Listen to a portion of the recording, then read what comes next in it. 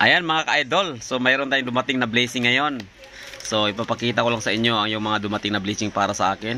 So yon, ito yung spaghetti natin, 1 kilo. Tamang-tama yun pang ano natin, sa Pasko, pang Pasko natin yon. So pina-advance na yung pamasko sa atin, ano. So ito na yung chocolate natin, caramel. Wow, sarap nito ah, favorite ko to. Siyempre hindi nawawala yung medium t-shirt natin. White pa talagang pinili. Favorite ko talagang white. Alam niya.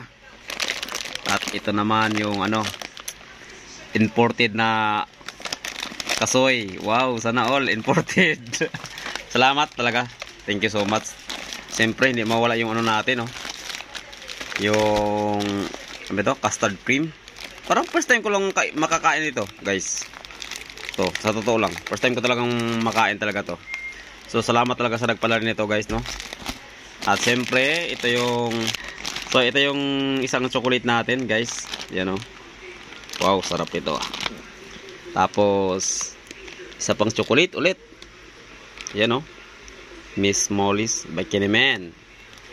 Yan, ito yung mga dumating natin mga ka-idol. Salamat sa nagbigay nito. Thank you Lord sa mga to. Ayan. God bless. Love love. Mama chup chup. Bye bye.